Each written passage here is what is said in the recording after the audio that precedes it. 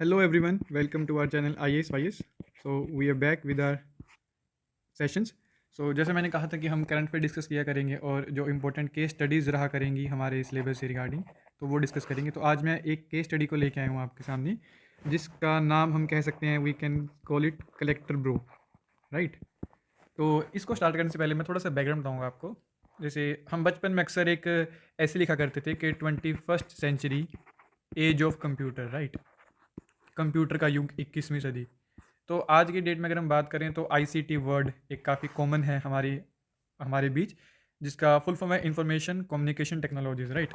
तो हमारे दिन की शुरुआत से लेकर हमारे दिन के अंत तक हम इन्हीं आईसीटी या आईसीटी डिवाइसेस से घिरे रहते हैं, जिसमें से एक हमारा मोबाइल फ़ोन, या उसमें अगर हम बात करें internet connection, is one of the component of this ICT and ICT devices.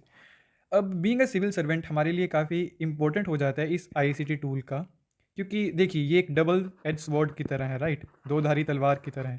इसको आप किसी भी प्रकार से यूज़ कर सकते हैं। आपने देखा होगा जनरली न्यूज़पेपर में हम न्यूज़ सुनते हैं कि साइबर टेररिज्म, साइबर बुलिंग की बात चलती है आज के टाइम पे। साइबर टेररिज्म, इंटरनेट पर काफ़ी हेट स्पीचेस दी जाती हैं, फंडामेंटलिज्म को बढ़ावा दिया जाता है, एक कम्युनिटी को दूसरी कम्युनिटी के खिलाफ भड़काने वाले वीडियोस अक्सर आईसीटी डिवाइसेस या इंटरनेट की बात करें हम उस पर सर्कुलेट होते देखते हैं।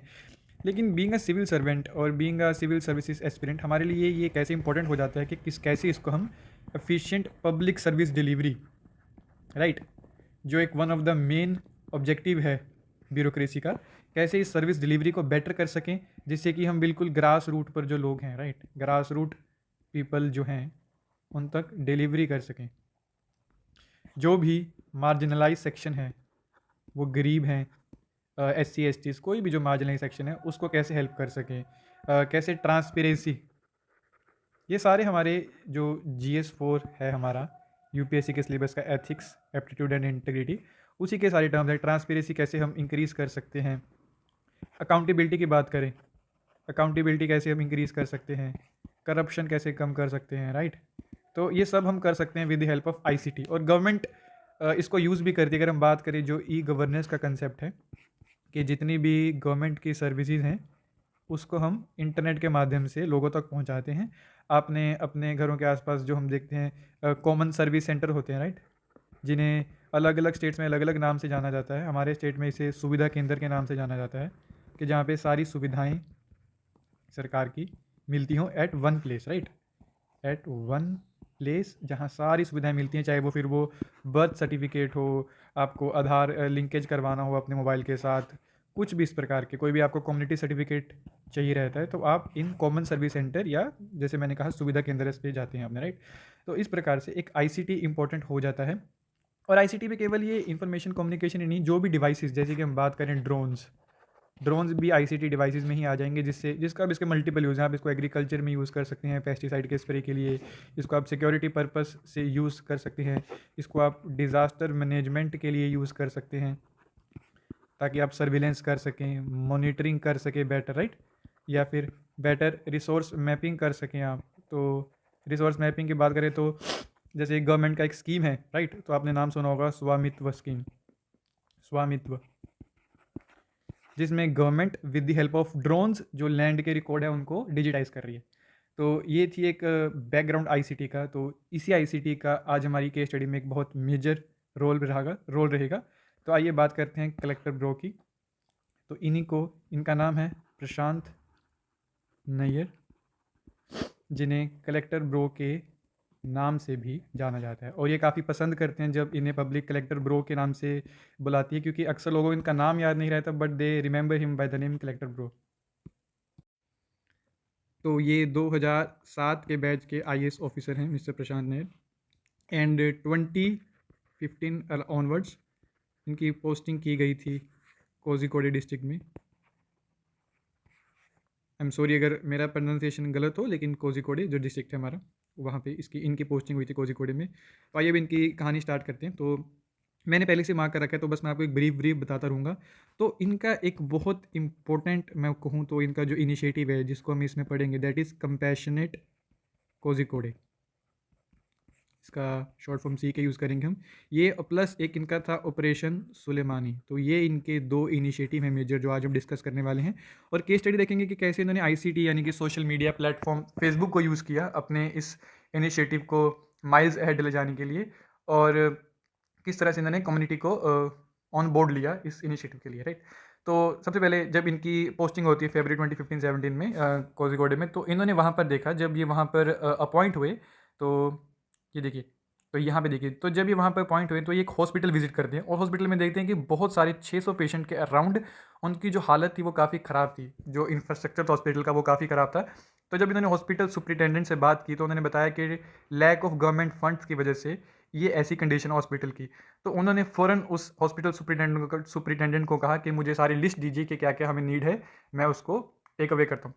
तो उन्होंने फिर बताया कि हमें किस किस चीज़ों की किन किन चीज़ों की ज़रूरत है, व्हील चेयर की ज़रूरत है, कोट्स की ज़रूरत है, मग्स की ज़रूरत है, प्लेट्स, एयरबेड, एटसेट्रा एटसेट्रा। तो प्रशांत नायर जी ने उसी वक्त अपने एक ऑफिशियल फेसबुक पेज पे इन सारी आइटम्स को लिस्ट किया और उन्होंने सिटीजन्स को रिक्वेस्ट किया कि आप प्लीज़ इन काइंड माने इन कैश नहीं, हमें इन काइंड सीधा डायरेक्ट वो आइटम ला के दीजिए ताकि हम लोगों को प्रोवाइड कर सकें। तो इस तरह से इन्होंने एक क्राउड फंडिंग बोले हम क्राउड सोर्सिंग का यूज़ किया। Crowd sourcing which is important, एक इम्पोर्टेंट कंसेप्ट है जिससे हम बेटर रिसोर्स मोबिलाइजेशन कर सकते हैं। तो इन्होंने उसके चलते फिर जो भी इमीडिएट नीड्स थी हॉस्पिटल की उसको मीट किया और इसके चलते जो इन्होंने उस वो एक इनके सामने टारगेट था या कह लीजिए ऑब्जेक्टिव था उसको इन्होंने मीट किया एंड दैट्स इट।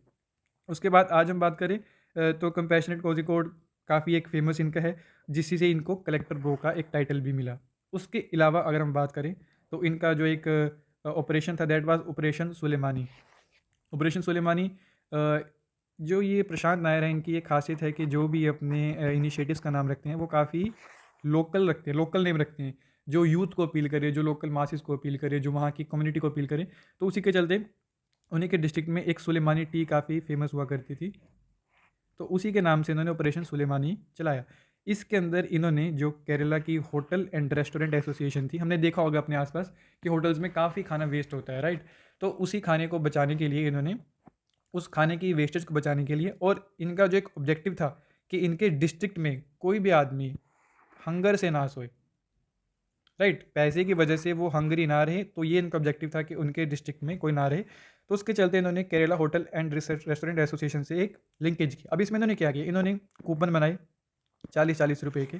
तो ये कूपन्स जो सुलेमानी जो ऑपरेशन सुलेमानी के डेजिग्नेटेड सेंटर थे, अब बोल लीजिए जो डिस्ट्रिक्ट हेडक्वार्टर्स में थे या विलेज में तालुका लेवल पे इन्होंने सेंटर बनाए, उन सेंटर से ये जो पीपल हैं needy people, right, they use to come to the centres and इनको ये 40 रुपए के कूपन मिलते थे फ्री, राइट। अब जो ये कूपन थे ये लोग लेके जाया करते थे इन्हें रेस्टोरेंट्स में, दे यूज टू गिव देम, ये 40 रुपये का कूपन है जो ये रेस्टोरेंट में जमा कराते थे और रेस्टोरेंट इनको इसके रिटर्न में फूड देता था, राइट। अब ये 40 रुपये का कूपन रेस्टोरेंट के पास आ गया तो ये रेस्टोरेंट जाते थे दोबारा डिस्ट्रिक्ट हेडक्वार्टर में, दे यूज टू, ये इन्हें लौटाते थे, रिटर्न करते थे कूपन, और इन्हें एक्सचेंज में पैसा मिला करता था। तो इस प्रकार से इन्होंने एक पूरा एक सर्कल बनाया कि इनके जो सेंटर थे वहाँ से कूपन मिलता था नीडी पीपल को, वो कूपन लेके जाते थे रेस्टोरेंट्स में, रेस्टोरेंट उन कूपन के एवरेज में इन्हें फूड देता था, और अब रेस्टोरेंट के पास जो कूपन एकोमुलेट हो चुके हैं ये इनको डिस्ट्रिक्ट एडमिनिस्ट्रेशन के पास वापस लेके जाता था जो इन्हें इनके पैसे रीइंबर्स कर देते थे। अब वही फंड बनाने के लिए इन्होंने एक फंड भी बनाया जिसमें अगेन क्राउड सोर्सिंग की बात हुई, तो उसके चलते इन्होंने एक पूरा बनाया ताकि जिससे इनके वहाँ पर कोई भी लोग भूखे ना रह सकें। अब इसके साथ इन्होंने जैसे बताया कि 125 रेस्टोरेंट इनके साथ पार्टनरशिप की जिसके चलते ये सब हुआ। अब इसमें हम इस पूरे सिनेरियो की बात करें तो इसमें हुआ क्या, इसमें कलेक्टिव रिस्पॉन्सिबिलिटी का एक इनिशिएटिव आगे उभर के आया कि कैसे रेस्टोरेंट्स ने एक कलेक्टिव रिस्पॉन्सिबिलिटी समझते हुए अपनी इस चीज़ को किया। वेट, थोड़ा डिवाइस इशू कर रहा है जी। तो इसी जो हमने पूरा कंसेप्ट देखा कलेक्टिव रिस्पॉन्सिबिलिटी वाला, इसे सिटीजन को प्रोडक्शन का कंसेप्ट बोलते हैं, राइट। इसमें क्या होता है कि गवर्नमेंट है जो वो सिटीजन्स को एज अ कस्टमर नहीं देखती, citizens wait citizens as customer नहीं देखती, वो उन्हें एक एक्टिव पार्टिसिपेंट मानती है, active participant in governance, right, and resolving social issues. तो इसी के चलते जो इन्होंने एक कंपैशनेट कोज़िकोडे का प्लेटफ़ॉर्म बनाया फेसबुक पर, एक पेज बनाया, तो उस प्लेटफ़ॉर्म ने मतलब उस पेज ने एक प्लेटफ़ॉर्म का रोल प्ले किया जिस पे सिटीज़न्स आए, उन्होंने प्रॉब्लम बताई अपनी, यानी ग्रीवियंस बताए अपने, अपने इनोवेटिव सॉल्यूशंस बताए, और जिससे उनको फिर फाइनली सर्विस डिलीवरी हुई, उनका ग्रीवियंस रिड्रेसल हुआ। तो वो सब चलते हुआ। अब आइए देखते हैं अभी हमें क्या-क्या इनकी जो नायर जी की अप्रोच थी, उन्हें क्या-क्या हमें उनसे सीखने को मिलता है। तो सबसे पहले है कि जितने भी आपके डिस्पोज़ल पे टूल हैं, उन सबको आप लगा दीजिए अगर आपको कोई प्रॉब्लम सॉल्व करनी है, अगर आपको एक सॉल्यूशन ओरिएंटेड अप्रोच रखनी है, which is very important for a civil servant, right? तो सॉल्यूशन ओरिएंटेड अप्रोच होनी चाहिए। तो उसके चलते आपको सारे अपने टूल्स डिस्पोज़ल पर डिप्लॉय कर देना, इंक्लूडिंग टेक्नोलॉजी जैसे इन्होंने किया, और गवर्नेंस को इंक्लूसिव बनाएं जितना हो सके। जैसे उन्होंने एक फेसबुक पेज बनाया जिस पे उनको रीच आउट करना काफ़ी ईजी था पब्लिक को, प्रशांत नायर जी को।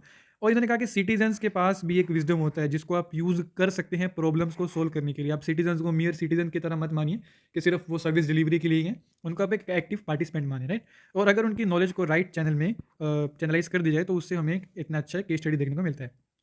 अब हमने देखा कि इन्वॉल्विंग सिटीजन इन गवर्नेंस, और इसमें और भी हम जैसे देखें, आप देखिए कुछ और भी इनिशिएटिव हैं जो कंपैशनेट कोज़िकोड के अंडर ही लिए गए थे। इनमें से अगर जैसे बात की जाए कोज़ीपीडिया, राइट? तो कोज़ीपीडिया में क्या है, जितना भी स्ट्रीट मैप बेस्ड जो भी इनिशिएटिव है वैसा था। इसके अंदर सारी इन्फॉर्मेशन दी गई थी, रोड्स की, स्ट्रीट की, पाथवेज की, कौन-कौन सी नेचुरल कल्चरल हेरिटेज है, लाइक विकिपीडिया इन अ मोर लोकलाइज्ड वे कोज़ीपीडिया। तो ये एक इनिशिएटिव देखिए कितना अच्छा है। एक यू अपूपा करके एक इनिशिएटिव था इनका अच्छा, जो quality of life of elderly, जो अलोन रहते हैं, एल्डरली जो हमारे रहते हैं, उनको उनकी लाइफ को अच्छा करने के लिए। फिर एक तेरे मेरे बीच में, तो यूथ को अट्रैक्ट करने के लिए अपनी तरफ से उन्होंने कुछ ऐसे कैची इन्होंने काफ़ी उठाए अपनी नेम इन स्कीम्स के। फिर एक हे ऑटो करके था, स्मार्टफोन बेस्ड एप्लीकेशन, जिसमें ऑटो रिक्शा कनेक्ट होते थे, ताकि जिन्हें भी, जैसे हम ओला उबर की बात करें तो उस प्रकार से एक हे ऑटो करके था। देन फिर ये वेलफेयर होम स्टे, सवारी गिरी संपूर्ण प्रोजेक्ट फॉरन, तो इनको भी आप अपने आंसर्स में यूज़ कर सकते हैं एज अ केस स्टडी। अब आगे हम देखते हैं कि इन्होंने कैसे कैसे अलग अलग सर्विसेज या वैल्यूज़ को कैसे कैसे यूज़ किया। तो सबसे पहले बात करते हैं ट्रांसपेरेंसी की। जो इनका फेसबुक पेज था उसको इन्होंने कैसे ट्रांसपेरेंसी, तो इसमें क्या था, नायर जी जितनी भी डिटेल्स थी गवर्नमेंट की स्कीम की, वो सारी उस फेसबुक पेज पे दिया करते थे, जिससे उनको एक ट्रांसपेरेंसी रहती थी पब्लिक की तरफ। Then comes the participation. Participation देखा हमने, लोग वहाँ पे कमेंट सेक्शन में जाके अपने ग्रीवियंस पोस्ट किया करते थे और उधर ही इनोवेटिव सॉल्यूशंस दिया करते थे गवर्नेंस के लिए, तो वो पार्टिसिपेशन हो गया। कोलैबोरेशन की बात करें तो इन्होंने जितने भी जो भी एनजीओज थे या जो भी सिविल सोसाइटी ऑर्गेनाइजेशन थे या सिटीजन्स थे, उनके साथ इन्होंने कोलैबोरेशन का काम किया सेवरल स्कीम्स की इंप्लीमेंटेशन को रीच आउट करने के लिए। फिर हम कंफर्ट की बात करें तो सिटीजन थे, वो फेसबुक जो प्लेटफॉर्म है उसको चलाने में काफ़ी कंफर्टेबल थे, तो उन्होंने उस कंफर्ट के चलते ही फेसबुक पे एक्टिव पार्टिसिपेशन को यूज़ किया, जो उस समय एक most popular social media platform था। जैसे इंस्टाग्राम की बात करें, फेसबुक की बात करें, तो इस तरह से इन्होंने टेक्नोलॉजी को लेवरेज किया। Then comes post it office के, जो भी उनको नीड होती थी, जो भी उन्हें वेलफेयर स्कीम है या कोई भी अगर गवर्नेंस का इशू है तो वो उसको पोस्ट करते थे वहाँ पे, जिससे उनको एक एक्टिव डायलॉग देखने को मिलता था between him and the participants जो उस पेज पे आया करते थे। उसके अलावा जैसे हम बात करें जो एक सर्विस डिलीवरी की बात, डेडिकेशन टूवर्ड सर्विस की बात रहती है, तो इसीलिए इन्होंने एक सोशल मीडिया का यूज़ किया ताकि वो ऑफिस आवर्स के बाहर भी, लाइक जब उनके ऑफिस आते हैं उसके बाहर भी वो पब्लिक से डील कर सकें। तो वो कैसे डील करेंगे, अपने उस फेसबुक पेज के जरिए। इससे क्या ट्रांसपेरेंसी जनरेट हुई, गुडविल जनरेट हुई टुवर्ड्स एडमिनिस्ट्रेशन, जो कि काफ़ी इंपॉर्टेंट है। अगर पब्लिक का सपोर्ट रहेगा एडमिनिस्ट्रेटर को तो वो काफ़ी इनिशिएटिव्स को लेने में कतराएगा नहीं, and he will be more innovative. उसकी एक जो जनता के प्रति सर्व करने की भावना है वो और मोटिवेट होगा इन चीज़ों को लेकर, राइट? और वो फिर अपने स्टाफ को, पूरी डिस्ट्रिक्ट एडमिनिस्ट्रेशन के स्टाफ को मोटिवेट करेगा, जिससे ओवरऑल डिस्ट्रिक्ट हमारा डेवलप करेगा। फिर इन्होंने एक हमने पढ़ लिया कि ऑफिस आवर्स के अलावा भी इन्होंने इसका यूज़ किया। फिर through social media money that would be otherwise have spent, तो इन्होंने क्या किया, जैसे मान लीजिए अगर कोई भी गवर्नमेंट इनिशिएटिव देखते हैं, आप देखते हैं होर्डिंग्स लगते हैं, पोस्टर्स लगते हैं, उसमें काफ़ी खर्चा आता है, तो इन्होंने सिर्फ फेसबुक के चलते उस पूरे खर्चे को बचा लिया, जिसको वो किसी और अच्छी जगह में अब आगे लगा सकते हैं अपने इनिशिएटिव में। इसके अलावा ये हमने देख लिया कि कैसे कैसे इन्होंने अपने इनिशिएटिव्स को यूज़ किया था। उसके अलावा कि जो सोशल मीडिया था, इन्होंने जो एडमिनिस्ट्रेशन था उसको टाइमली ग्रीवेंस रिड्रेसल में काफ़ी हेल्प की, राइट? जिससे स्पीडी रेजोल्यूशन हो सका सिटीजन कंप्लेंट्स का। और सबसे बड़ी बात, अब मान लीजिए जैसे अब जो डिस्ट्रिक्ट एडमिनिस्ट्रेशन है, अगर वो गवर्नमेंट के पास जाते हैं, फिर फाइल्स ऊपर जाती, हम पढ़ते हैं रेड टेपिज्म कैसे रहता है, 100 तरह की ऑब्लिगेशंस रहती हैं, तो इस पूरे प्रोसेस को बाईपास करने के लिए या हम कहीं सर्कमवेंट करने के लिए इन्होंने इस सोशल मीडिया हैंडल का यूज़ किया, जिसमें उन्होंने क्राउड सोर्सिंग का यूज़ किया। और सबसे बड़ी बात, इन्होंने ध्यान रखा कि कोई भी हमें कैश में डोनेशंस ना आए, राइट? इन्होंने ध्यान रखा कैश में डोनेशन, इन्होंने कहा कि इन काइंड दीजिए जो भी देना है आपको, जो भी हम नीड पोस्ट कर रहे हैं हमें इन काइंड दीजिए, पैसा मत दीजिए, क्योंकि अगर पैसा देंगे तो करप्शन के सीप इन होने के चांसेस हैं। तो इसको अवॉइड करने के लिए इन्होंने इन काइंड का ही एक चला के रखा कि हम इन काइंड ही लेंगे। उसके अलावा फिर इन्होंने एक जीरो कॉस्ट स्ट्रेटेजी का यूज़ किया। जीरो कॉस्ट स्ट्रेटेजी, कोई फेसबुक पे पोस्ट करने में कोई कॉस्ट नहीं लगती हमें, तो उन्होंने जीरो कॉस्ट स्ट्रेटेजी का यूज़ किया। उसके अलावा हमने देख लिया तेरे मेरे बीच में, कोज़ीपीडिया, अलग अलग इनके जो इनिशिएटिव्स थे, ये हमने पढ़ लिया कि इन्होंने डोनेशंस को इन कैश मना किया ताकि करप्शन ना सीप इन कर सके। देन और सबसे बड़ी बात इन्होंने क्या किया, जो इनकी टीम थी कंपैशनेट कोझिकोड की, इन्होंने अवॉइड किया कि जो भी लोग डोनेट कर रहे हैं उनकी फ़ोटो हम ना डालें सोशल मीडिया पे, ताकि वो लोग जो सिर्फ और सिर्फ प्रेस्टीज या बोल लीजिए पब्लिसिटी पीआर के लिए ऐसे काम डोनेशन कर रहे हैं, ताकि वो लोग डिस्करेज हों। क्योंकि अधिकतर लोग तो इसीलिए आगे आते हैं कि उनका फोटो आएगा, वो फेमस होंगे, उनको सोशल मीडिया में वो सब मिलेगा, पोस्ट लाइक मिलेगा।